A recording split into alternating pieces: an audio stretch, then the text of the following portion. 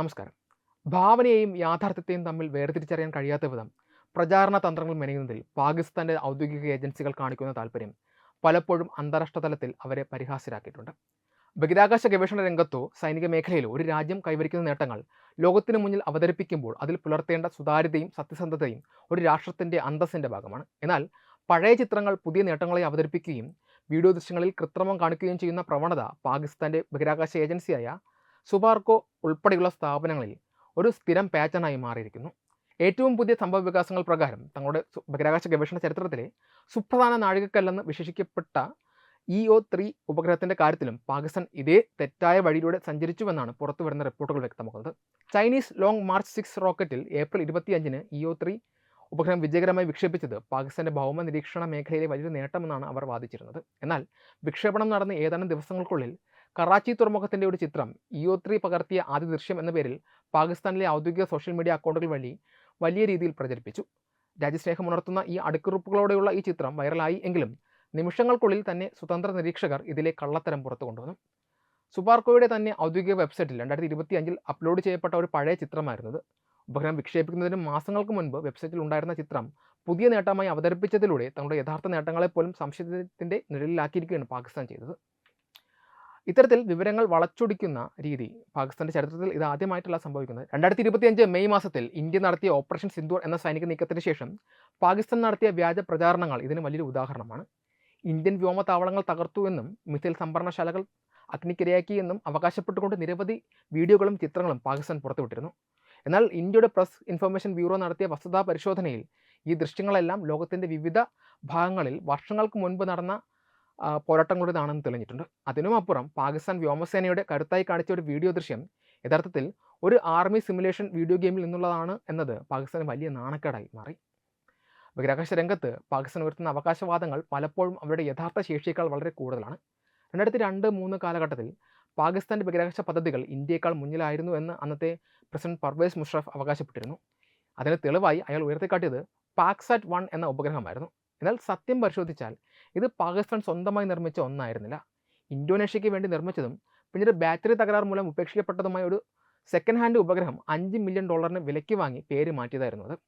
തദ്ദേശീയമായ സാങ്കേതിക വിദ്യ വികസിപ്പിക്കുന്നതിന് പകരം മറ്റുള്ളവർ ഉപേക്ഷിച്ചവ സ്വന്തമാക്കുകയും അത് ലോകത്തിന് മുന്നിൽ എന്തോ വലിയ നേട്ടമായി കൊട്ടി ആഘോഷിക്കുകയും ചെയ്യുന്ന രീതി പാകിസ്ഥാന്റെ ബഹിരാകാശ നയത്തിന്റെ തന്നെ ദയനീയാവസ്ഥയാണ് വെളിപ്പെടുത്തുന്നത്.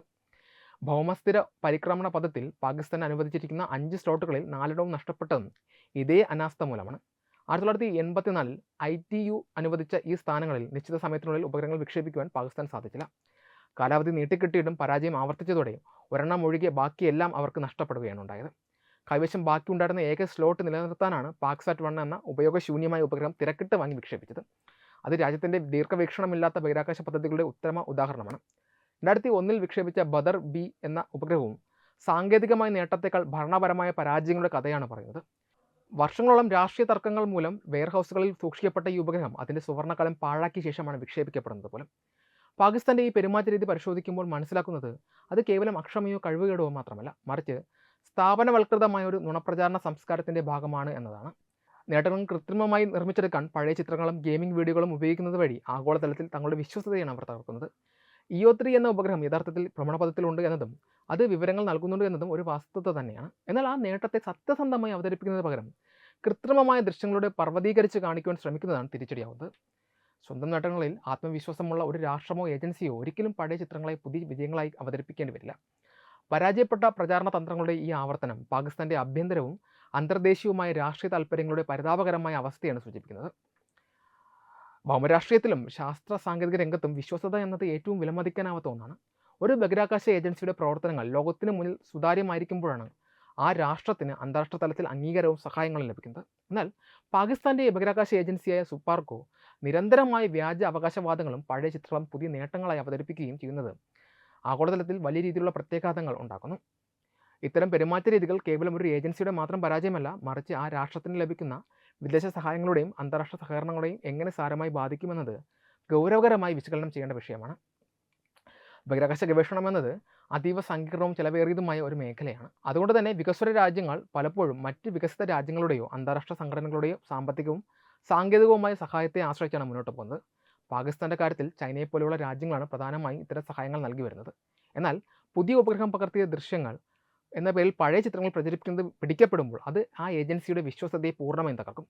ഏത് വിദേശ രാജ്യമായാലും സഹായം നൽകുന്നതിന് മുൻപ് ആ രാജ്യത്തിൻ്റെ ഡാറ്റ കൃത്യതയും സത്യസന്ധതയും പരിശോധിക്കേണ്ടതുണ്ട്. സുപാർക്കോയുടെ ഇത്തരം പ്രവൃത്തികൾ വിദേശ രാജ്യങ്ങളിൽ നിന്നുള്ള നിക്ഷേപകരെയും പങ്കാളികളെയും പിന്നോട്ട് വലിക്കാൻ കാരണമാകും.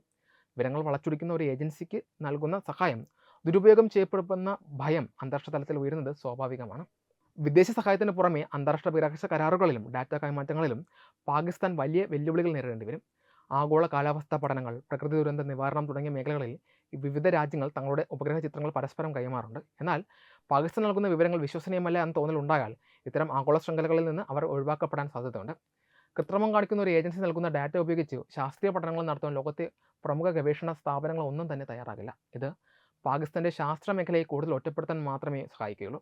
വിദേശ രാജ്യങ്ങളിൽ നിന്ന് സാങ്കേതിക വിദ്യകൾ കൈമാറ്റം ചെയ്യുമ്പോൾ ഉണ്ടാകേണ്ട പരസ്പര വിശ്വാസം ഇല്ലാതാകുന്നതോടെ നൂതനമായ ഉപകരണങ്ങളും അറിവുകളും സുപാർക്കോയ്ക്ക് ലഭിക്കാത്ത സാഹചര്യം സംജാതമാക്കും. മാത്രമല്ല, ബഹിരാകാശ മേഖലയിലെ ഇത്തരം വ്യാജ പ്രചരണങ്ങൾ പാകിസ്ഥാന് ലഭിക്കുന്ന സാമ്പത്തിക സഹായങ്ങളെയും ബാധിച്ചേക്കാം. അന്താരാഷ്ട്ര നാണയനിധി അഥവാ IMF പോലെയുള്ള സ്ഥാപനങ്ങൾ ഒരു രാജ്യത്തിന് കടമോ സഹായമോ നൽകുന്നത് ആ രാജ്യത്തിൻ്റെ എല്ലാ മേഖലകളിലുമുള്ള സുതാര്യതയും ഉത്തരവാദിത്വവും കണക്കിലെടുത്താണ്. ബഹിരാകാശ പദ്ധതികൾക്കായി വലിയ തുക ചിലവാക്കുമ്പോൾ അത് യഥാർത്ഥ നേട്ടങ്ങൾ ഉണ്ടാക്കുന്നുണ്ടോ അതോ കേവലം പ്രചാരണങ്ങൾക്ക് വേണ്ടി മാത്രമാണോ എന്ന ചോദ്യം ഉയരുന്നത് സ്വാഭാവികമാണ്. വിദേശത്ത് നിന്ന് ലഭിക്കുന്ന ഫണ്ടുകൾ ഉപയോഗിച്ച് നടപ്പിലാക്കുന്ന പദ്ധതികളിൽ കൃത്രിമത്വം കാണിക്കുന്നത് ശ്രദ്ധയിൽപ്പെട്ടാൽ ഭാവിയിൽ ഇത്തരം ഫണ്ടുകൾ ലഭിക്കുന്നത് കൂടുതൽ കടുപ്പമേറിയതാകും. സൈനിക ആവശ്യങ്ങൾക്കും സിവിൽ ആവശ്യങ്ങൾക്കും ഒരുപോലെ ഉപയോഗിക്കാവുന്ന സാങ്കേതിക വിദ്യകൾ പാകിസ്ഥാൻ ദുരുപയോഗം ചെയ്യുന്നുണ്ടോ എന്ന സംശയം പാശ്ചാത്യ രാജ്യങ്ങൾക്കിടെ ശക്തിപ്പെടാനും ഇത് കാരണമാകും. ചുരുക്കത്തിൽ, സുപാർക്കോയുടെ ഭാഗത്തു നിന്നുണ്ടാകുന്ന ഇത്തരം തെറ്റായ നടപടികൾ പാകിസ്ഥാൻ്റെ ബഹിരാകാശ സ്വപ്നങ്ങളെ പിന്നോട്ടടിക്കുകയാണ് ചെയ്യുന്നത്.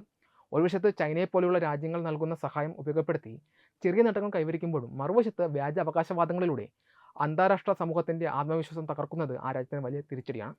സ്വന്തം നേട്ടങ്ങളെ സത്യസന്ധമായി അവതരിപ്പിക്കാനും തെറ്റുകൾ തിരുത്തി സുതാര്യമായി പ്രവർത്തിക്കാനും തയ്യാറായില്ല എങ്കിൽ ലോകത്തിന് മുന്നിൽ ഒരു രണ്ടാം നിര ഏജൻസിയായി സുപാർക്കോയ്ക്ക് തുടരേണ്ടി വരും.